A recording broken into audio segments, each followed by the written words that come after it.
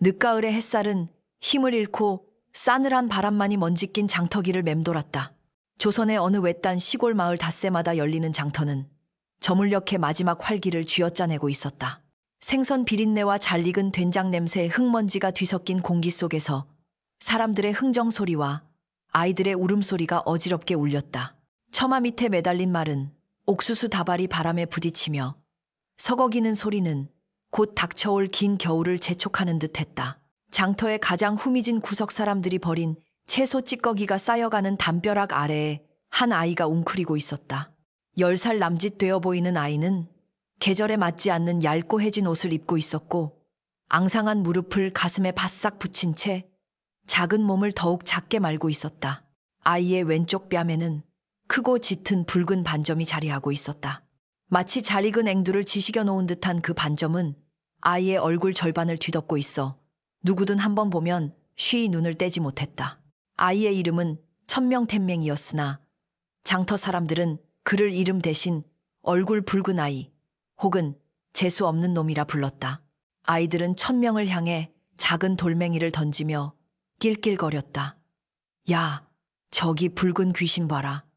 돌멩이가 마른 땅에 부딪히며 퉁퉁 소리를 냈다. 천명은 고개를 더욱 깊이 파묻을 뿐 아무런 대꾸도 하지 않았다. 원망도 분노도 담기지 않은 커다란 눈에는 그저 깊이를 알 수 없는 슬픔만이 조용히 고여 있었다. 어미소를 잃은 송아지의 눈망울 같은 그 슬픔은 그러나 누구의 마음도 움직이지 못했다. 오히려 사람들은 그 눈을 마주치는 것조차 꺼렸다. 아이의 어미아비가 누구인지 어디서 왔는지 아는 사람은 아무도 없었다. 그저 어느 날 장터에 나타나 국어를 시작했을 뿐이고 사람들은 아이의 흉한 반점이 마을에 불운을 가져올 것이라 수군거렸다. 한참이 지나 아이들의 희롱이 잦아들었을 때 천명은 품 안에서 소중하게 감싸고 있던 깨진 사기 그릇을 꺼냈다. 그 안에는 멀리 떨어진 개울에서 겨우 떠온 맑은 물이 반쯤 담겨 있었다. 천명은 그 물을 마시지 않았다. 대신 그는 담벼락과 땅바닥이 만나는 갈라진 틈새로 시선을 옮겼다. 그 척박한 틈을 비집고 자라난 아주 작은 새싹 하나.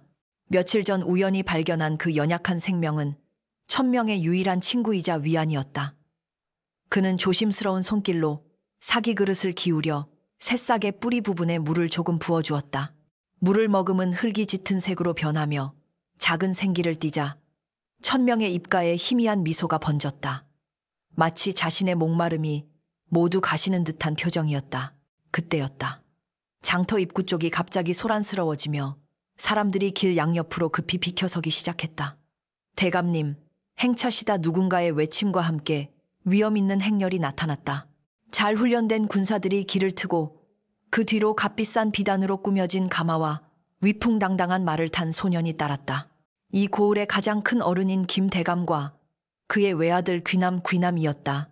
12살쯤 되어 보이는 귀남은 화려한 비단 도포를 입고 옥으로 된 각근을 늘어뜨린 채 오만한 표정으로 주위를 둘러보고 있었다. 그는 마치 세상 모든 것이 자신의 발 아래 있는 듯 거만했고 길가의 백성들을 벌레 보듯 쳐다보았다. 그의 시선이 장터 구석에 웅크린 천명에게 닿았다. 귀남의 미간이 찌푸려지며 입가에 경멸의 미소가 걸렸다. 저 흉측한 것은 무엇이냐? 어찌 저런 것이 대감인 내가 다니는 길에 있단 말이냐? 귀남의 멸시 가득한 목소리는 크고 날카로웠다. 주변 사람들이 일제히 천명을 돌아보며 수군거렸다. 천명은 더욱 몸을 움츠렸다.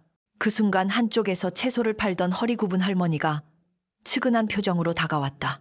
할머니는 자신의 광주리에서 김이 모락모락 나는 고구마 하나를 꺼내 천명의 손에 쥐어주었다.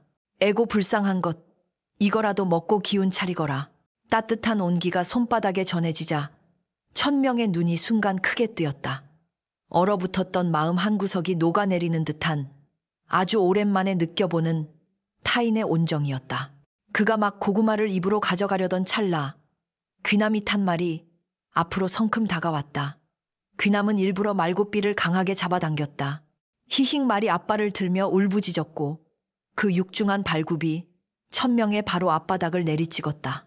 흙먼지가 사방으로 튀었고 천명의 손에 들려있던 고구마는 흙탕물이 고인 웅덩이 속으로 힘없이 떨어져 처박혔다. 순간의 희망이 절망으로 바뀌는 것은 찰나였다. 천명은 더러워진 고구마를 망연히 바라보았다.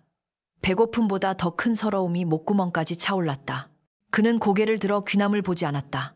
그저 흙탕물 속에서 서서히 식어가는 온기를, 자신에게 허락된 찰나의 행복을 눈에 담을 뿐이었다. 귀남은 그런 천명의 모습을 보며 만족스러운 듯이 콧방귀를 뀌었다. 가마 안에 앉아있던 김대감은 이 모든 광경을 무심히 지켜보고 있었다. 그의 얼굴에는 어떤 감정의 동요도 없었다. 아들의 철없는 악행을 꾸짖기는커녕 그는 마치 길가의 돌멩이 하나를 본 것처럼 무관심했다. 그의 관심은 오직 가문의 명예와 체면뿐이었고 저잣거리의 천한 거지 아이 하나쯤은 그의 세상에 존재하지 않는 것이나 마찬가지였다. 대감은 나지막이 가마꾼에게 명했다. 가자. 행렬은 아무 일도 없었다는 듯이 다시 움직이기 시작했다. 사람들은 다시 고개를 숙였고 귀남은 의기양양하게 말을 몰아 사라졌다. 장터는 잠시 어색한 침묵에 잠겼다가 이내 원래의 소란스러움을 되찾았다. 오직 천명만이 그 자리에 얼어붙은 듯 앉아 있었다. 흙탕물에 빠진 고구마는 이제 누구의 눈길도 끌지 못하는 쓰레기가 되어 있었다. 해가 완전히 기울고 차가운 바람이 더욱 거세게 불어왔다. 천명은 떨리는 손으로 작은 새싹의 잎을 부드럽게 쓰다듬었다. 이 차갑고 척박한 세상에서 자신처럼 외롭고 연약한 존재, 내일은 과연 이 작은 싹이 무사할 수 있을까? 그리고 나 자신은 어둠이 내리는 장터 한 구석에서 아이의 작은 어깨가 희미하게 떨리고 있었다. 가을의 마지막 흔적이 지워지자 기다렸다는 듯이 혹독한 겨울이 찾아왔다. 첫눈은 세상을 순백으로 덮으며 잠시 아름다운 풍경을 선사했지만 그 평화는 오래가지 않았다. 매서운 북풍이 몰아치기 시작했고 눈빠른 곳 거대한 폭풍이 되어온 마을을 삼켜버릴 듯 으르렁거렸다. 사람들은 화롯가에 모여 앉아 기나긴 겨울밤의 추위를 견뎌냈다. 하지만 그해 겨울 마을을 덮친 것은 추위만이 아니었다. 원인을 알 수 없는 역병이 돌기 시작했다. 처음에는 가벼운 기침과 열로 시작했지만 이내 사람들은 자리에 눕고 숨쉬기조차 힘들어했다. 마을의 작은 의원은 밤낮 없이 환자를 돌보았으나 속수무책이었다. 집집마다 약초 다리는 냄새가 연기처럼 피어올랐고 그 냄새 속에는 깊은 공포가 섞여 있었다. 두려움은 사람들의 이성을 마비시키고 그 자리에 낡고 어두운 미신을 싹 틔웠다. 누군가 시작한 수군거림은 눈덩이처럼 불어났다. 이 모든 게 그 붉은 얼굴의 아이 때문이야. 그놈이 마을에 들어온 뒤로 좋은 일이 하나도 없었어. 그 흉측한 반점이 바로 저주의 증거가 아니고 무엇이겠는가. 한때는 단순한 멸시와 동정의 대상이었던 천명의 붉은 반점은 이제 마을 전체의 불행을 집약한 징표가 되어버렸다. 공포에 사로잡힌 민심이 마침내 폭발한 것은 마을에서 가장 덕망 높던 최영감이 역병으로 세상을 떠난 그날 밤이었다. 분노와 슬픔에 이성을 잃은 영감의 아들이 횃불을 들고 외쳤다. 저 재앙 덩어리를 없애야 한다. 저놈을 몰아내지 않으면 우리 모두 죽게 될 것이다. 그의 외침은 도화선이 되었다. 사람들은 농기구와 몽둥이를 손에 들고 장터 구석 1000명이 잠들어 있는 곳으로 몰려갔다. 성난 군중의 발소리와 고함 소리에 잠이 깬 1000명은 눈앞의 광경에 숨을 쉴 수 없었다. 자신을 향해 이글거리는 수십 개의 횃불과 증오로 가득 찬 눈빛들. 이 악귀 같은 놈 내 놈 때문에 우리 아버지가 돌아가셨다. 변명의 기회도 없었다. 사람들은 1000명을 끌어내 무자비하게 때리기 시작했다. 차가운 몽둥이가 연약한 몸에 내리꽂혔다. 1000명은 비명조차 지르지 못하고 그저 머리를 감싸쥔 채 바닥을 뒹굴었다. 붉은 반점이 있는 뺨 위로 뜨거운 피가 흘러내렸다. 아이는 자신을 때리는 사람들의 얼굴을 보았다. 어제까지는 무심하게 지나치던 상인, 가끔 빵 부스러기를 던져주던, 안악함께 돌멩이를 던지며 놀던 아이들의 아버지였다. 그들의 얼굴에는 이제 일말의 동정심도 남아있지 않았다. 성난 사람들은 거의 반죽음이 된 1000명을 질질 끌고 마을 어귀로 향했다. 눈보라는 더욱 거세져 한 치 앞도 분간하기 어려웠다. 그들은 아이를 삭풍이 몰아치는 어두운 산속으로 내던져 버렸다. 다시는 이 마을에 발도 붙이지 마라. 썩 꺼져버려. 마지막 돌멩이가 나라와 이마를 스쳤다. 육중한 마을의 나무 문이 쾅 소리를 내며 닫혔다. 그 소리는 천명에게 세상과의 완전한 단절을 고하는 사형 선고와도 같았다. 사방은 칠흑 같은 어둠과 살을 애는 듯한 눈보라뿐. 천명은 홀로 남겨졌다. 온몸의 뼈가 으스러지는 듯한 고통과 추위 속에서 천명은 본능적으로 기기 시작했다. 어디로 가야 하는지, 무엇을 해야 하는지 알 수 없었다. 그저 이대로 있다가는 얼어 죽고 말 것이라는 생존의 본능만이 희미한 의식을 붙들고 있었다. 바람은 날카로운 비수가 되어 얇은 옷을 뚫고 들어왔고 눈은 시야를 가리고 발을 묶었다. 얼마나 지났을까? 감각이 점점 무뎌졌다. 배고픔도 고통도 서러움도 모두 하얀 눈 속에 묻혀버리는 듯했다. 흐려지는 의식 속에서 장터 구석에 작은 새싹이 떠올랐다. 그 작고 연약한 생명도 이 혹독한 눈보라 속에서 얼어 죽었을 것이다. 어쩌면 자신과 같은 운명일지도 모른다. 미안함과 함께 모든 것을 놓아버리고 싶은 체념이 밀려왔다. 마침내 천명은 거대한 소나무 아래에 이르러 힘없이 쓰러졌다. 하얀 눈이 담요처럼 아이의 작은 몸 위로 빠르게 쌓여갔다. 바로 그때 어둠 속에서 무언가 규칙적인 소리가 들려왔다. 딱딱딱 눈 덮인 땅을 짚는 지팡이 소리였다. 곧이어 마른 약초 냄새를 풍기는 한 노인이 나타났다. 그는 앞을 보지 못하는 듯 두 눈을 감은 채 지팡이와 다른 감각에 의지해 눈보라를 헤치고 있었다. 그는 이 산중에 홀로 사는 눈먼 약초꾼 명진 민신이었다. 명진은 오직 이런 혹독한 눈보라 속에서만 피어나는 희귀한 약초, 설중화 쇠중화를 찾아 나선 길이었다. 수십 년간 산을 오르내린 그는 눈을 잃은 대신 바람의 소리, 눈의 냄새, 땅의 기운을 읽는 법을 터득했다. 그런데 그의 예민한 감각에 무언가 이질적인 것이 잡혔다. 바람 소리에 섞인 희미한 피냄새, 그리고 눈의 흐름을 미묘하게 방해하는 작은 장애물. 그의 지팡이 끝이 무언가 부드러운 것에 닿았다. 노인은 조심스럽게 무릎을 꿇고 손을 뻗어 눈을 걷어냈다. 손끝에 닿은 것은 얼음장처럼 차가운 아이의 살결이었다. 그는 아이의 코에 귀를 대어 희미하게 새어나오는 숨결을 확인하고 가느다랗게 뛰고 있는 맥박을 짚었다. 아직 살아있다.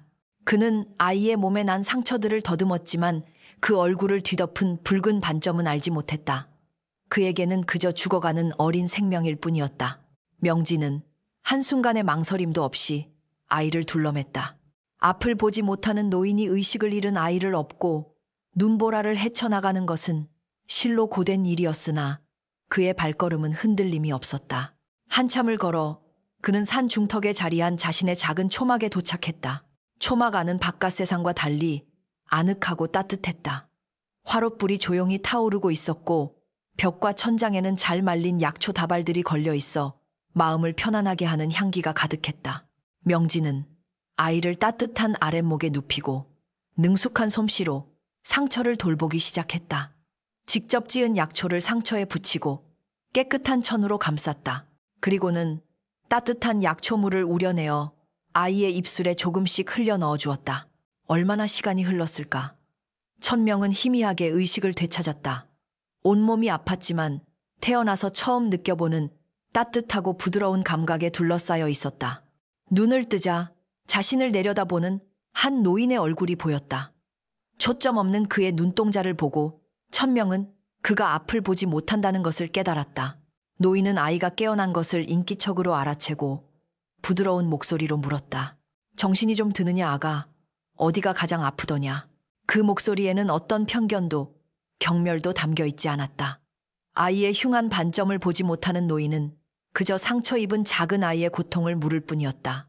천명은 아무 말도 하지 못하고 그저 눈물만 뚝뚝 흘렸다. 그 눈물은 서러움의 눈물이 아니었다. 차갑게 얼어붙었던 마음을 녹이는 따뜻한 감사의 눈물이었다. 그날 이후 천명은 명진의 초막에서 함께 살게 되었다. 상처가 아물자 그는 노인의 손과 발이 되어 주었다. 그는 노인에게 약초의 색과 잎의 모양을 설명했고 험한 산길을 갈 때면 앞에서 길을 안내했다. 명진은 그 대가로 천명에게 약초에 대한 모든 것을 가르쳐 주었다. 눈으로 보지 않고 오직 손의 감촉과 코의 향기 혀의 맛으로 약초를 구별하는 법을. 그렇게 눈먼 노인과 얼굴 붉은 아이는 서로의 부족함을 채워주며 세상의 모든 소음이 차단된 깊은 산속에서 조용히 서로에게 기댄 채 혹독한 겨울을 나기 시작했다. 산중의 세월은 소리 없이 흘렀다. 계절이 7번 바뀌는 동안 장터 구석에서 웅크리고 있던 깡마른 소녀는 어느덧 훤칠한 청년으로 자라 있었다. 고된 산일로 어깨는 넓어졌고 약초를 캐고 나무를 하느라 다져진 팔다리는 단단했다. 매일 아침 맑은 계곡물에 세수를 하는 그의 얼굴에는 여전히 지울 수 없는 붉은 반점이 남아 있었지만 이제 그의 눈빛에는 지난날의 그늘진 슬픔 대신 깊은 숲의 고요함을 닮은 지혜와 평온함이 깃들어 있었다. 천명에게 명진은 스승이자 할아버지였고 명진에게 천명은 눈이자 세상과 소통하는 유일한 통로였다. 천명은 명진을 업고 가파른 절벽을 오르며 노인의 눈이 되어 희귀한 약초가 있는 곳을 알려주었고 명진은 천명의 마음을 어루만지며 약초에 깃든 생명의 이치와 세상의 섭리를 가르쳤다. 명진은 눈으로 볼 수 없었기에 오히려 사물의 본질을 꿰뚫어 보는 법을 천명에게 일깨워 주었다. 천명아, 모든 생명에는 고유한 기운이 있단다.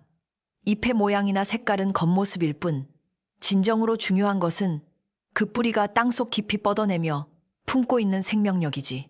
사람도 마찬가지다. 겉모습으로 사람을 판단하는 자는 평생 아름다운 꽃의 향기를 맡지 못하는 법이니라. 명진의 가르침 속에서 천명은 자신의 붉은 반점을 더 이상 저주로 여기지 않게 되었다. 그것은 그저 자신을 이루는 하나의 모습일 뿐이었다. 세상의 편견이 닿지 않는 이 깊은 산 속에서 그는 비로소 온전한 자기 자신으로 살아갈 수 있었다. 그러던 8번째 해의 늦봄이었다. 만물이 생동해야 할 그 계절에 기이한 일이 벌어졌다. 밤사이 기온이 급격히 떨어지더니 아침 온 세상이 하얀 서리로 뒤덮였다. 봄의 생명력을 시기하는 겨울의 마지막 심술과도 같은 때 아닌 늦설이었다. 연두빛 새순들은 미처 피지도 못하고 얼어붙었고 이제 막 꽃망울을 터뜨리려던 나무들은 검게 타들어간 듯 생기를 잃었다. 재앙은 거기서 그치지 않았다. 혹독한 서리를 견뎌낸 식물들마저 시름시름 앓기 시작했다. 잎이 누렇게 변하며 오그라들고 줄기에는 검은 반점이 피어났다. 원인 모를 병충해가 온 산을 뒤덮은 것이다. 명진과 천명이 정성껏 가꾸던 작은 약초밭도 예외는 아니었다. 그들의 약초밭은 단순한 밭이 아니었다. 수십 년에 걸쳐 명진이 온 산을 헤매며 모은 귀한 약초들의 보금자리였고 두 사람의 땀과 정성이 고스란히 배어있는 삶의 터전이었다. 그러나 이제 그곳은 죽음의 그림자에 잠식되고 있었다. 평생 수많은 병자를 고쳐온 명진이었지만 병들어 죽어가는 식물들 앞에서는 속수무책이었다. 그는 자신의 온갖 지식을 동원해 약초를 다려 뿌려보기도 하고 흙을 갈아주기도 했지만 한번 번지기 시작한 병마의 기세는 꺾을 수 없었다. 명진은 매일 약초밭에 나가 시들어가는 약초들을 만져보았다. 그의 거친 손끝으로 전해져 오는 것은 축축하고 힘없는 잎사귀의 감촉과 생명의 향기 대신 풍겨오는 희미한 부패의 냄새뿐이었다. 노인의 어깨는 하루가 다르게 축 처졌고 깊은 한숨소리가 초막을 가득 메웠다. 내 평생의 노력이 이렇게 허망하게 끝나는구나. 저 약초들은 단순한 풀이 아니다. 수많은 생명을 구할 수 있는 하늘의 선물인데 내 무능함으로 모두 죽게 생겼으니 스승의 깊은 상심을 지켜보는 천명의 마음은 칼로 베는 듯 아팠다. 명진의 슬픔은 곧 자신의 슬픔이었다. 그날 밤 천명은 모두가 잠든 사이 홀로 약초밭으로 향했다. 달빛 아래 죽어가는 식물들의 신음이 들리는 듯했다. 그는 스승이 했던 방법들을 떠올렸지만 그것들이 통하지 않았다는 것을 잘 알고 있었다. 그는 책에서 배운 지식이 아닌 자신의 마음 깊은 곳에서 울리는 소리에 귀를 기울였다. 그는 가장 위태로워 보이는 작은 도라지 모종 앞에 무릎을 꿇었다. 그리고는 조심스럽게 손을 뻗어 병들어 오그라든 잎사귀를 부드럽게 쓰다듬기 시작했다. 그의 손길은 마치 갓 태어난 아기를 어루만지는 어미의 손길처럼 조심스럽고 다정했다. 그는 아무 말도 하지 않았다. 그저 자신의 온 마음을 손끝에 모아 식물이 겪고 있을 고통을 위로하고 살아남아 달라는 간절한 염원을 전할 뿐이었다. 그날부터 천명의 기이한 행동이 시작되었다. 그는 밤낮으로 약초밭을 떠나지 않았다. 그는 약을 쓰거나 거름을 주지 않았다. 대신 그는 밭의 모든 식물 하나하나와 교감했다. 그는 병든 잎들을 하나씩 정성껏 닦아주고 꺾인 줄기를 일으켜 세워주었다. 새벽 가장 차갑고 맑은 이슬을 모아다 뿌리에 적셔주고 때로는 나지막한 목소리로 노래를 불러주기도 했다. 그 노래는 가사가 있는 노래가 아니었다. 마치 바람이 나뭇잎을 스치는 소리, 시냇물이 바위를 감도는 소리처럼 자연의 언어와 닮은 부드러운 허밍이었다. 그는 식물들의 아픔을 자신의 아픔처럼 느꼈다. 흙 속에서 목말라 하는 뿌리의 갈증을, 병충해에 갉아먹히는 잎의 고통을, 햇빛을 그리워하는 작은 꽃의 염원을 온몸으로 받아들였다. 며칠이 지나자 그의 얼굴은 헬쑥해졌지만 그의 눈은 이전보다 더욱 깊고 맑게 빛났다. 일주일이 지났을 무렵 믿을 수 없는 변화가 일어나기 시작했다. 가장 먼저 반응한 것은 천명이 밤새 곁을 지켰던 도라지 모종이었다. 누렇게 말라 비틀어졌던 잎사귀 끝에서 아주 희미하게 푸른 기운이 되살아나기 시작했다. 그것은 기적의 시작이었다. 그 작은 변화는 들불처럼 약초밭 전체로 번져나갔다. 시들었던 잎들이 다시 팽팽하게 고개를 들었고 검은 반점이 사라진 자리에는 건강한 초록빛이 차올랐다. 죽은 듯 보였던 줄기에서 새로운 싹이 돋아났고 심지어는 계절을 잊은 채 때 잃은 꽃망울을 터뜨리는 것들까지 생겨났다. 약초밭은 이전보다 훨씬 더 생기 넘치는 모습으로 되살아나고 있었다. 식물들이 뿜어내는 맑고 강인한 생명의 기운이 온 밭에 가득했다. 명진은 초막에 앉아 있으면서도 그 변화를 느낄 수 있었다. 약초밭에서 불어오는 바람의 냄새가 달라졌기 때문이었다. 역병의 스산한 냄새는 사라지고 짙고 향긋한 풀 내음과 흙 내음이 그의 코를 간지렸다. 천명아, 나를 밭으로 좀 데려가다오. 천명의 부축을 받으며 약초밭에 들어선 명진은 숨을 깊게 들이마셨다. 공기 중에 가득한 생명의 향기. 그는 조심스럽게 허리를 굽혀 손을 뻗었다. 그의 손에 닿은 것은 힘없이 축 늘어진 잎이 아니라 아침 이슬을 머금어 탱탱하고 서늘한 감촉의 잎사귀였다. 그는 옆에 있는 다른 약초를 만져보았다. 역시 마찬가지였다. 굳건한 줄기 넓게 펼쳐진 잎, 그 끝에 맺힌 단단한 꽃망울. 노인의 손이 가늘게 떨렸다. 그는 믿을 수가 없었다. 이것은 단순한 회복이 아니었다. 마치 가뭄 끝에 단비를 흠뻑 맞은 대지처럼 모든 식물들이 이전보다 훨씬 더 강하고 순수한 생명력으로 넘실거리고 있었다. 어찌 이런 일이. 천명아, 네가 한 것이냐? 천명은 그저 묵묵히 고개를 끄덕였다. 명진은 천명의 손을 잡아 자신의 거친 손으로 감쌌다. 흙이 묻어있고 군데군데 굳은 살이 박인 평범한 청년의 손. 그러나 명진은 그 손에서 무언가 특별한 기운을 느낄 수 있었다. 그것은 약초의 지식이나 의술의 기술을 넘어선 생명의 근원과 직접 소통하는 순수하고 거룩한 힘이었다. 노인은 하늘을 향해 고개를 들었다. 비록 아무것도 보이지 않았지만 그는 모든 것을 알 수 있었다. 이 아이는 하늘이 내린 특별한 선물을 가지고 태어난 존재라는 것을. 세상 사람들이 흉측하다 손가락질하던 그 붉은 반점 뒤에 죽어가는 생명마저 되살리는 위대한 치유의 능력이 숨겨져 있었다는 것을. 아가, 내 손에는 죽어가는 것을 살리는 힘이 있구나. 이것은 하늘이 내린 큰 복이다. 명진의 목소리는 경외감으로 가득 차 있었다. 그는 더 이상 천명을 자신이 돌봐야 할 어린 제자로 보지 않았다. 오히려 자신조차 감히 범접할 수 없는 거대한 재능 앞에서 겸허해졌다. 그날 스승과 제자의 관계는 새로운 차원으로 승화되었다.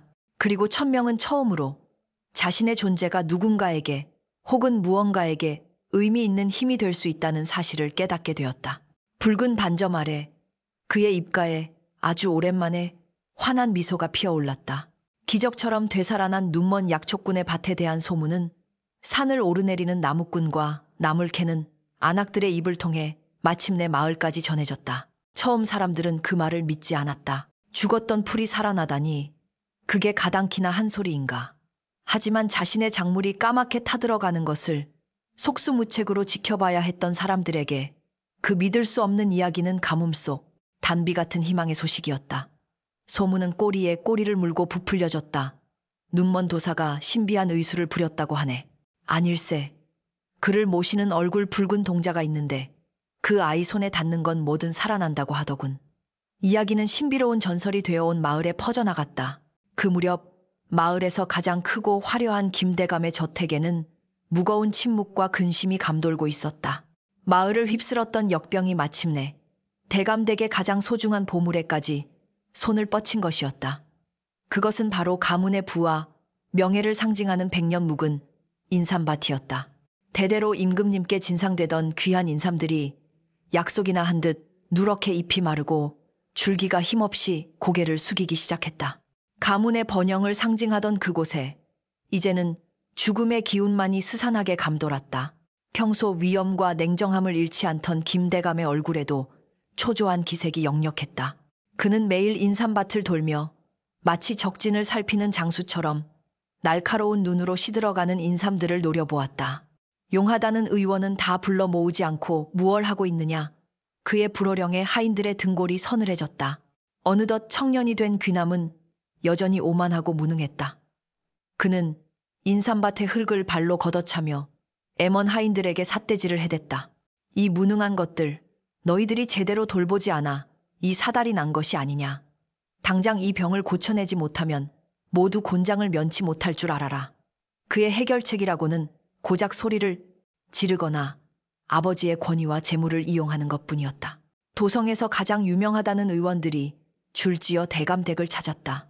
그들은 값비싼 비단옷을 차려입고 인삼밭에 들어와 흙을 한 줌 쥐어 맛을 보고 잎사귀를 떼어다 햇빛에 비춰보며 고개를 갸웃거렸다. 그리고는 하나같이 어려운 의학 용어를 늘어놓으며 희귀한 약재가 필요하다는 둥, 땅의 기운이 쇠했다는 둥, 알 수 없는 소리만 늘어놓았다. 그들이 처방한 값비싼 약재를 쏟아부었지만 인삼밭의 상태는 조금도 나아지지 않았다. 의원들은 두둑한 진료비만 챙겨 떠나갔고 절망감만 짙게 남았다. 결국 김대감은 방도를 내걸었다. 누구든 이 인삼밭을 살려내는 자에게는 평생 먹고 살 수 있을 만큼의 큰 상을 내리겠다는 것이었다. 그 소식은 산속의 작은 초막에도 전해졌다. 약초를 팔러 장에 내려갔던 나무꾼이 쉬어갈 겸 초막에 들러 소식을 전해주었다. 이야기를 듣는 동안 명진은 말없이 차를 마시고 있었지만 그의 마음은 이미 무언가를 결정한 듯했다. 나무꾼이 돌아간 후 명진은 천명을 불렀다. 천명아 들었느냐? 김대감댁 인삼밭이 죽어가고 있다고 하는구나. 예 스승님. 들었습니다. 내 생각은 어떠하냐? 천명은 순간 말을 잇지 못했다. 김대감, 그리고 귀남. 그 이름들은 그의 가슴속 깊이 묻어두었던 아픈 기억을 헤집어 놓았다. 자신을 짐승처럼 때리고 눈보라 속으로 내쫓았던 사람들의 얼굴이 떠올랐다. 그들이 사는 곳에 제 발로 다시 돌아가라니 상상만으로도 온몸이 떨려왔다.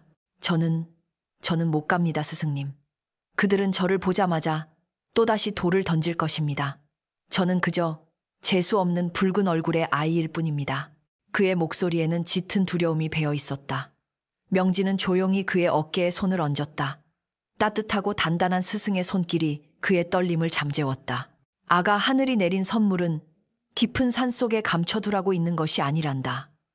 그것은 세상에 나아가 쓰일 때 비로소 그 가치를 바라는 법이지. 너를 쫓아냈던 과거가 지금의 너를 말해주는 것이 아니다. 죽어가는 생명을 살리는 너의 그 손길, 그 마음이 바로 지금의 너다.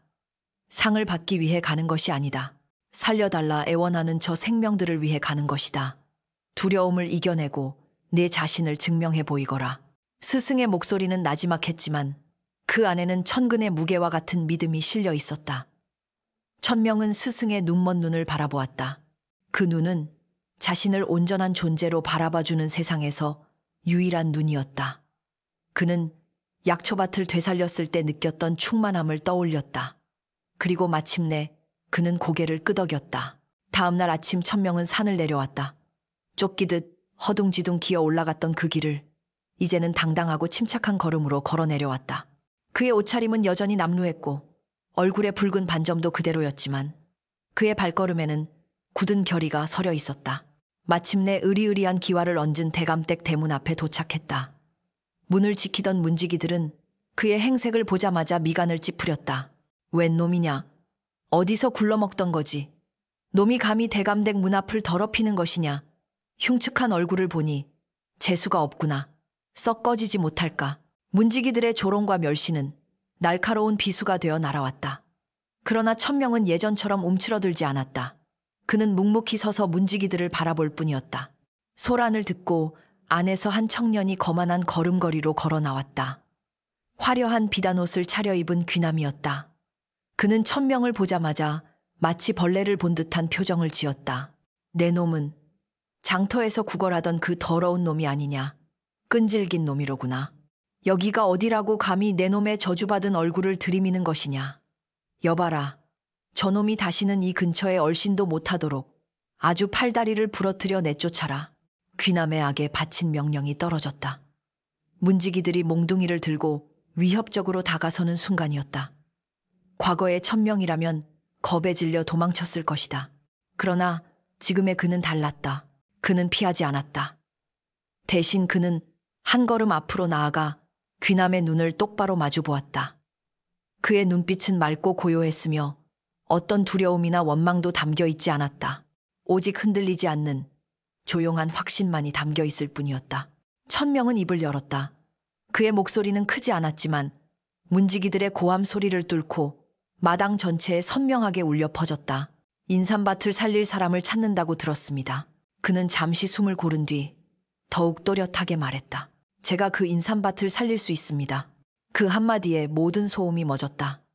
몽둥이를 치켜들었던 문지기들은 행동을 멈췄고 귀남은 예상치 못한 말에 잠시 할 말을 잃은 듯 멍한 표정을 지었다.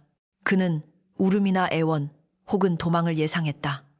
감히 자신의 눈을 똑바로 쳐다보며 저렇게 당당하게 말을 내뱉는 모습은 상상조차 해본 적이 없었다. 한순간 대감댁 아들과 거지 청년의 위치가 뒤바뀐 듯한 기묘한 정적이 흘렀다. 귀남은 잠시 말문이 막혔다가 이내 더 큰 조롱 섞인 웃음을 터뜨렸다. 내 놈이 거짓골을 한 내 놈이 도성 최고의 의원들도 못 고친 병을 고치겠다고 지나가던 개가 웃을 일이로구나. 그는 손을 휘저으며 다시 소리쳤다. 당장 저 미친놈을 끌어내라. 그때 집 안쪽에서 낮고 위험 있는 목소리가 들려왔다. 멈추어라. 김대감이었다. 그는 소란을 듣고 마당으로 나온 참이었다. 그는 대문 앞에 선 천명을 차가운 눈으로 훑어보았다. 그의 기억 속 어딘가에 몇 해 전 장터에서 보았던 붉은 반점을 가진 아이의 희미한 영상이 스쳐 지나갔다. 하지만 지금 그의 눈앞에 선 청년은 과거의 그 아이와는 사뭇 다른 분위기를 풍기고 있었다. 남루한 옷차림과 흉한 반점은 그대로였으나 굽히지 않는 당당한 자세와 어떤 것에도 흔들리지 않을 듯한 깊고 고요한 눈빛이 있었다. 저 눈빛은 거짓을 말하는 자의 것이 아니었다. 김 대감은 지푸라기라도 잡는 심정이었다. 가문의 명운이 걸린 인삼밭을 이대로 포기할 수는 없었다. 그는 수많은 의원들의 헛된 장담과 비싼 약재에 이미 신물이 나 있었다. 믿져야 본전이었다. 내 이름이 무엇이냐? 천명이라 하옵니다. 네가 정녕 이 인삼밭을 살릴 수 있단 말이냐? 만약 허언을 고하는 것이라면 내 너를 크게 벌할 것이다. 살릴 수 있사옵니다. 허나 저에게 몇 가지 조건이 있습니다. 천명의 당돌한 대답에 귀남은 물론이고 주변의 하인들까지 모두 놀랐다. 감히 대감 앞에서 조건을 내걸다니. 김 대감은 흥미롭다는 듯 그러나 여전히 날카로운 시선을 거두지 않은 채 물었다. 말해보아라. 첫째, 제가 인삼밭을 돌보는 동안에는 대감마님을 포함하여 그 누구도 밭에 들어올 수 없사옵니다. 둘째, 값비싼 약재나 특별한 도구는 필요치 않습니다. 그저 제가 머물 작은 초막 하나와 새끼 식사면 족합니다. 마지막으로 저에게 보름의 시간을 주십시오. 보름 안에 인삼밭이 살아나지 않는다면 그때는 어떤 벌이라도 달게 받겠나이다. 그의 조건은 소박했지만 단호했다. 김대감은 잠시 생각에 잠겼다. 그의 눈이 천명의 얼굴을 샅샅이 훑었다. 저 자신감은 어디서 나오는 것일까? 결국 그는 결심을 굳혔다.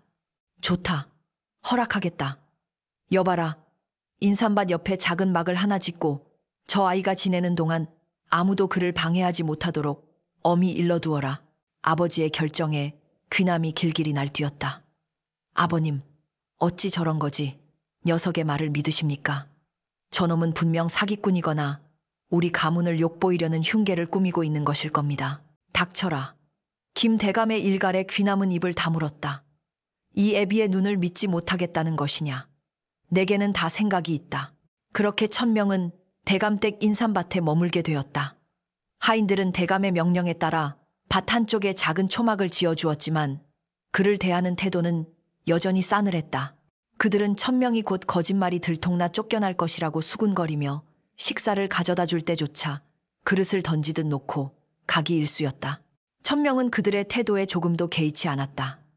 그는 초막에 짐을 풀자마자 곧장 인삼밭으로 들어섰다. 밭은 생각보다 훨씬 심각한 상태였다. 생명의 기운이라곤 찾아볼 수 없이 온통 죽음의 냄새만이 가득했다.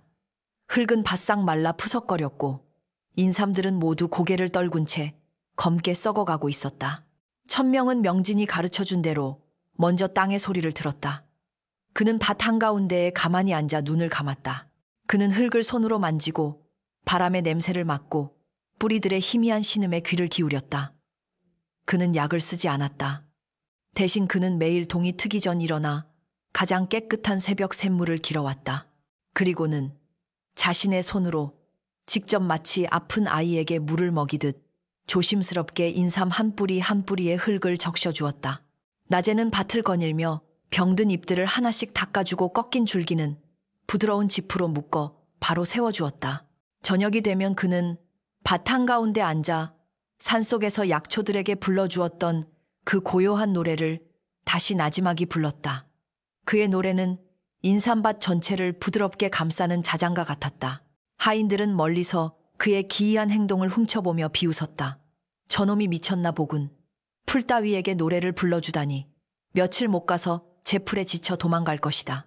귀남은 매일같이 담장 너머로 인삼밭을 훔쳐보며 천명이 실패하기만을 고대했다. 하지만 며칠이 지나도 천명은 지치거나 포기하지 않았다. 그는 묵묵히 마치 경건한 의식을 치르듯 매일 똑같은 일을 반복했다. 그의 정성은 땅속 깊이 잠들어 있던 생명의 기운을 아주 조금씩 그러나 분명하게 깨우고 있었다. 열흘째 되던 날 아침, 마침내 첫 번째 기적이 일어났다. 천명이 가장 먼저 돌보기 시작했던 밭 귀퉁이의 한 인삼 뿌리에서 아주 작은 연두빛 새싹이 고개를 내민 것이었다. 그것은 칠흑 같은 절망 속에서 피어난 한 점의 희망과도 같았다. 천명은 그 작은 싹 앞에 엎드려 경외심에 가득 찬 눈으로 그것을 바라보았다. 그는 자신의 손길이, 자신의 마음이 마침내 죽음의 땅에 닿았음을 느낄 수 있었다. 그날 이후 변화는 놀라운 속도로 번져나갔다. 하루가 다르게 새싹이 돋아났고 누렇게 말라비틀어졌던 잎들이 서서히 푸른 빛을 되찾기 시작했다. 검게 썩어가던 줄기는 다시 단단해졌고 인삼밭 전체에 희미한 생기가 돌기 시작했다. 이 놀라운 변화는 숨길 수가 없었다.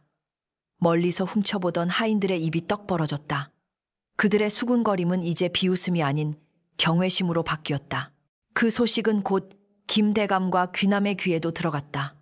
귀남은 자신의 눈으로 직접 보고도 믿을 수가 없었다. 김대감은 애써 태연한 척했지만 그의 눈빛은 세차게 흔들리고 있었다. 약속한 보름이 되는 날 인삼밭은 완전히 달라져 있었다. 죽음의 기운은 온데간데 없고 건강한 초록빛 잎사귀들이 아침 햇살을 받아 싱그럽게 빛나고 있었다. 밭 전체가 강인하고 맑은 생명력으로 넘실거렸다. 그것은 예전보다 훨씬 더 건강하고 힘찬 모습이었다. 김대감은 천명을 대동하고 인삼밭에 들어섰다. 그는 자신의 눈앞에 펼쳐진 광경을 믿을 수 없다는 듯 천천히 밭을 거닐었다. 그는 허리를 굽혀 인삼잎을 만져보았다. 손끝으로 전해져 오는 탱탱하고 힘찬 감촉. 이것은 꿈이 아니었다. 그는 천명을 돌아보았다. 그의 시선에는 더 이상 의심이나 경계심이 없었다. 오직 깊은 놀라움과 감탄만이 담겨 있을 뿐이었다. 이 기적 같은 소문은 담장을 넘어온 마을로 퍼져나갔다. 얼굴 붉은 청년이 대감댁의 100년 묵은 인삼밭을 살려냈다는 이야기는 날개를 단 듯 퍼져나갔다. 사람들은 경악했고 이내 자신들의 어리석음을 깨닫기 시작했다. 며칠 후 놀라운 일이 벌어졌다. 한때 천명에게 돌을 던지고 그를 내쫓았던 마을 사람들이 이제는 저마다 자신의 병든 곡식이나 과일나무 가지를 들고 대감댁 문 앞으로 모여들기 시작했다. 그들은 더 이상 천명을 재수 없는 놈이라 부르지 않았다. 그들의 눈에는 미안함과 간절한 기대감이 서려 있었다. 청년 부디 우리 밭에 무도 좀 살려주시오. 제발 우리 집 배나무가 죽어가고 있소. 한 번만 보살펴 주시오. 그들은 고개를 숙이며 애원했다. 천명은 문 앞에 길게 늘어선 사람들을, 그리고 그들의 손에 들린 시든 작물들을 말없이 바라보았다. 그의 마음속에서 오랫동안 묵어있던 원망과 슬픔의 앙금이 봄눈 녹듯 스르르 사라지는 것을 느꼈다. 그는 그들을 용서하기로 했다. 그는 아무 말 없이 사람들을 자신의 초막으로 데려가 그들의 작물을 돌보는 법을 차근차근 알려주었다. 그날 이후 사람들은 그를 약초손을 가진 청년 약초손 도령이라 부르며 존경했다. 천명의 이름은 더 이상 저주의 상징이 아니었다. 그것은 희망과 치유의 이름이 되어 오랫동안 병마에 시달렸던 마을 전체에 새로운 생명의 기운을 불어넣고 있었다. 약초손 도령 천명의 명성은 이제 한 마을에만 머무르지 않았다. 인삼밭의 기적을 목격한 상인들과 나그네들의 입을 통해 그 신비로운 이야기는 마침내 도성인 한양에까지 퍼져나갔다. 때 아닌 병충해로 귀한 정원수들을 잃었던 다른 양반가에서도 큰 관심을 보였다. 천명은 더 이상 얼굴 붉은 거지가 아니었다. 그는 신비한 치유의 능력을 가진 살아있는 전설이 되어가고 있었다. 김대감의 태도는 완전히 달라졌다. 그는 더 이상 천명을 아래껏 대하듯 하지 않았다. 그는 천명을 귀한 손님으로 대우하며 저택에 가장 좋은 방을 내주었고 식사 때마다 겸상을 하며 농사에 대한 지혜를 구했다. 그는 천명을 관찰하면 할수록 더욱 깊은 미궁에 빠져들었다. 저 남루한 행색의 청년에게서는, 자신의 아들 귀남에게서는 결코 찾아볼 수 없는 깊은 품위와 고요한 위엄이 느껴졌다. 그리고 무엇보다도 보면 볼수록 저 청년에게서 알 수 없는 기시감과 기묘한 친밀감이 느껴지는 것을 떨쳐버릴 수가 없었다. 이 모든 변화를 불안한 눈으로 지켜보는 이가 있었으니 바로 귀남의 어미이자 김대감 댁의 유모였던 박씨 부인이었다. 평생을 대감 댁의 안주인 행세를 하며 아들 귀남을 통해 호의호식하던 그녀에게 천명의 등장은 재앙 그 자체였다. 처음에는 그저 운 좋은 뜨내기라고 무시했지만 대감이 천명을 가까이하며 아들보다 더 아끼는 듯한 모습을 보이자 그녀의 마음속에 검은 불안이 싹트기 시작했다. 결정적인 순간은 대감이 천명과 겸상을 하며 담소를 나누던 어느 저녁에 찾아왔다. 박씨 부인은 병풍 뒤에 숨어 그들을 엿보고 있었다. 대감이 어려운 질문을 던지자 천명은 잠시 깊은 생각에 잠겼다. 바로 그때 천명은 자신도 모르게 손을 들어 자신의 귓불을 부드럽게 만지작거렸다. 그 순간 박씨 부인의 심장이 얼어붙는 듯했다. 세상에, 저 버릇은, 그것은 김대감이 깊은 고뇌에 빠졌을 때마다 하는 아주 독특하고 은밀한 버릇이었다. 그녀의 온몸에서 피가 빠져나가는 듯했다. 그녀는 떨리는 눈으로 대감의 얼굴과 천명의 얼굴을 번갈아 보았다. 이제 보니 모든 것이 닮아 있었다. 날카로운 눈매, 굳게 담은 입술의 선, 그리고 저 끔찍한 버릇까지. 그동안 붉은 반점에 가려져 보이지 않았던 진실이 마치 악귀처럼 그녀의 눈앞의 모습을 드러내고 있었다. 그녀가 18년 동안이나 땅속 깊이 묻어두었던 끔찍한 비밀이 바로 저 청년의 모습으로 되살아나 자신을 찾아온 것이었다. 그날 이후 박씨 부인은 밤마다 악몽에 시달렸다. 천명이 자신의 모든 것을 빼앗고 자신과 아들을 길바닥으로 내쫓는 꿈. 공포는 그녀의 이성을 잠식했다. 그녀는 결심했다. 저 아이가 대감과 더 가까워지기 전에, 비밀이 탄로나기 전에 저 아이를 없애야만 한다. 며칠 후 그녀는 몰래 산에 올라 독성이 가장 강하다는 투구꽃의 뿌리를 캐왔다. 그리고는 그것을 아무도 모르게 말려 독가루로 만들었다. 그녀는 인삼밭을 살려준 것에 대한 감사 표시라며 자신이 직접 귀한 차를 다려 천명의 초막으로 가져갔다. 비단 소매 아래 감춰진 그녀의 손은 가늘게 떨리고 있었다. 도령 저희 가문을 살려주신 은혜에 보답하고자 약소하지만 제가 직접 차를 준비했사옵니다. 부디 이 차 한 잔 받으시지요. 그녀는 상냥한 미소를 지으며 찻잔을 내밀었다. 천명은 정중하게 고개를 숙이며 찻잔을 받아들었다. 그러나 그가 찻잔을 입으로 가져가려는 순간 그의 코끝에 아주 희미하지만 이질적인 냄새가 스쳤다. 그것은 향긋한 찻잎의 향기 뒤에 숨어있는 차갑고 생명이 없는 죽음의 냄새였다. 썩어가는 식물의 뿌리에서 맡았던 바로 그 기운이었다. 그의 초인적인 감각이 찻잔 속의 독을 감지해낸 것이었다. 그는 잠시 찻잔을 내려다보다가 이내 부드러운 미소와 함께 고개를 저었다. 부인의 정성은 감사하오나 소생은 약초의 기운을 맑게 유지하기 위해 산에서 떠온 샘물 외에는 아무것도 마시지 않는 것을 철칙으로 삼고 있사옵니다. 부인의 귀한 마음만 받겠나이다. 그의 차분하고 정중한 거절에 박씨 부인의 얼굴이 순간 굳어졌다.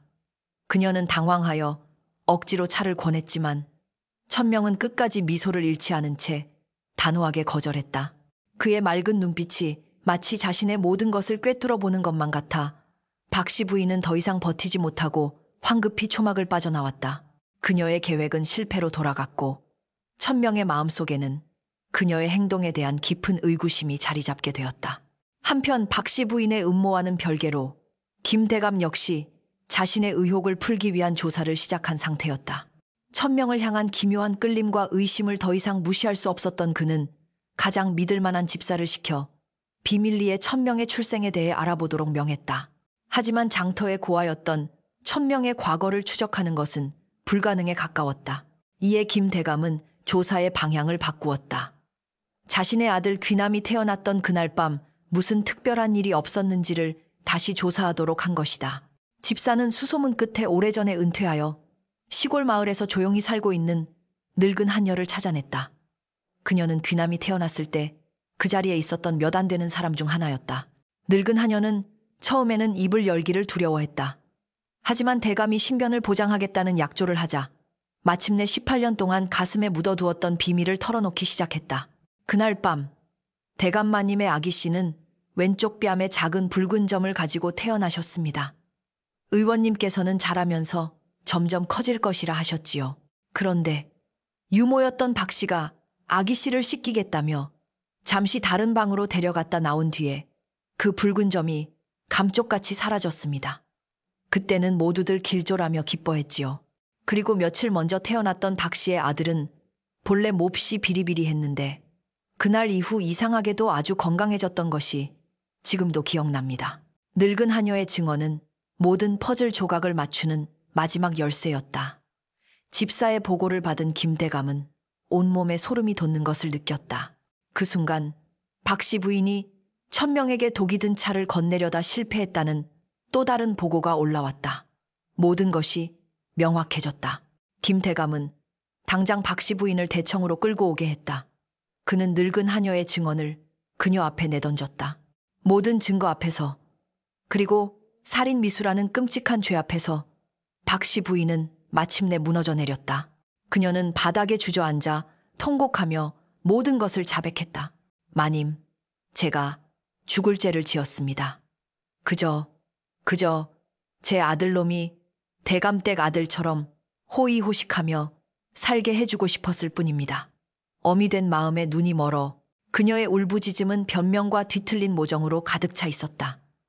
문 밖에서 이 모든 것을 엿듣고 있던 귀남은 자신의 세상이 산산조각 나는 것을 느꼈다. 자신이 평생 누려왔던 모든 것이 거짓이었다니.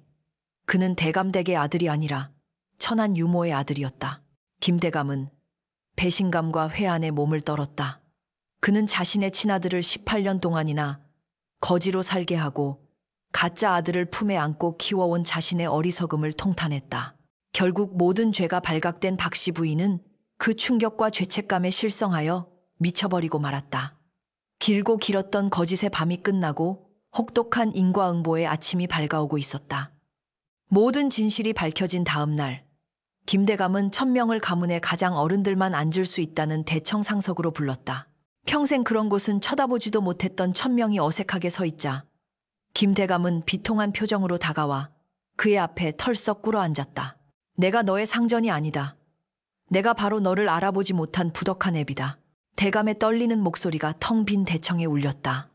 그는 지난 18년간의 모든 진실을, 자신의 어리석음과 무관심을 눈물과 함께 고백했다. 천명은 아무 말 없이 자신의 친아버지가 될 뻔했던, 그리고 이제야 진짜 아버지가 된 남자의 오열을 듣고 있었다. 그의 마음속에서는 기쁨이나 통쾌함 대신 형용할 수 없는 깊은 슬픔과 공허함이 파도처럼 밀려왔다. 자신의 기나긴 외로움의 근원이 한 여인의 뒤틀린 욕망과 한 남자의 무심함에서 비롯되었다는 사실이 그의 가슴을 먹먹하게 짓눌렀다. 그는 자신의 손을 내려다보았다. 흙먼지와 약초물이 들어 거칠어진 손. 이 손으로 그는 죽어가는 생명을 살렸지만 자신의 잃어버린 세월은 되살릴 수 없었다. 죄책감에 휩싸인 김대감은 아들에게 모든 것을 보상해주고 싶어 했다. 그는 당장 천명에게 가장 좋은 비단옷을 입히고 귀남이라는 이름을 되찾아주겠다고 말했다. 그리고 진짜 귀남이었던 그 사내와 그의 어미 박씨는 법도에 따라 노비로 삼거나 멀리 귀양을 보내 엄히 다스리겠다고 선언했다. 그러나 천명은 조용히 고개를 저었다. 그의 눈빛은 이미 모든 것을 용서한 듯 깊은 연민으로 가득 차 있었다. 아버님, 부디 일어나십시오. 지나간 세월은 되돌릴 수 없는 법. 그들을 벌한다고 하여 제가 잃어버린 시간을 찾을 수 있는 것은 아닙니다.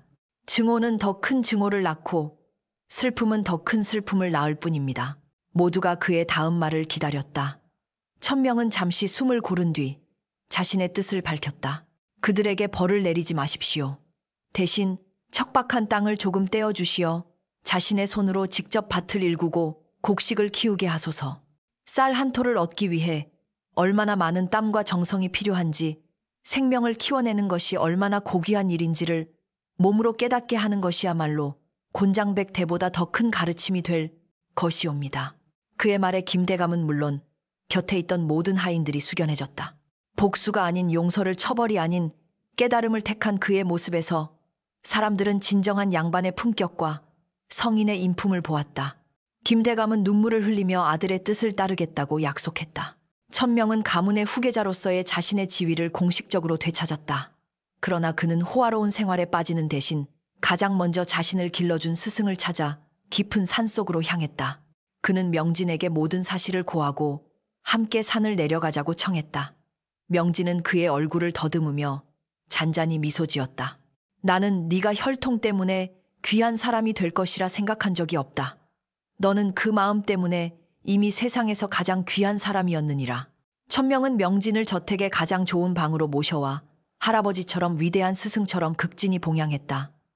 앞못 보는 늙은 약초꾼은 이제 고을 최고의 어른이 되었다. 그리고 천명은 김대감 댁의 풍경을 바꾸기 시작했다. 그는 자신을 위해 부와 권력을 사용하는 대신 자신이 가진 모든 것을 백성들을 위해 사용했다. 가문의 부와 명예의 상징이었던 100년 묵은 인삼밭과 그 주변의 너른 땅은 가난하고 병든 사람들을 위한 거대한 약초원과 의원으로 탈바꿈했다. 약초손 도령은 이제 더 큰 규모로 더 많은 사람들의 아픔을 치유하기 시작했다. 사람들은 그를 살아있는 부처라 칭송했다. 그로부터 몇 해가 지난 어느 따스한 봄날이었다. 천명이 만든 약초원은 온갖 약초들이 만발하여 그 향기만으로도 사람의 병을 고칠 듯했다. 약초를 캐는 안악들의 노랫소리와 의원에서 치료를 받고 건강을 되찾은 아이들의 웃음소리가 가득했다. 천명은 이제 자신의 붉은 반점을 조금도 부끄러워하지 않았다. 그것은 고통의 흔적이자 자신을 지금의 모습으로 만들어준 성장의 증표였다. 그는 이제 백발이 성성한 스승 명진의 팔을 부축하며 약초원 사이를 거닐고 있었다. 스승님 보십시오. 국화가 마치 밤하늘의 별처럼 흐드러지게 피었습니다. 저쪽에는 작약이 피기 시작했는데 그 향이 어찌나 짙은지 사람의 시름을 다 잊게 할 정도입니다. 명진은 눈을 감은 채 약초원의 생명력 넘치는 기운과 바람에 실려오는 짙은 향기를 온몸으로 느끼며 평화롭게 미소 지었다. 훌륭한 밭을 일구었구나 내 아들아. 이 땅에만 밭을 일군 것이 아니라 사람들 마음속에도 아주 귀한 밭을 일구었어. 따스한 봄볕 아래 스승과 제자는 말없이 서로를 향해 미소 지었다. 하루아침에 뒤바뀌었던 두 아이의 운명은 결국 제자리를 찾은 것이 아니었다. 혈통이나 운명이 정해준 자리가 아닌 각자의 인품과 행동으로 스스로 만들어낸 새로운 자리에서 진정한 의미와 행복을 찾은 것이었다. 그것이야말로 세상 그 어떤 약초보다도 귀한 상처와 용서를 통해 피어난 삶의 열매였다.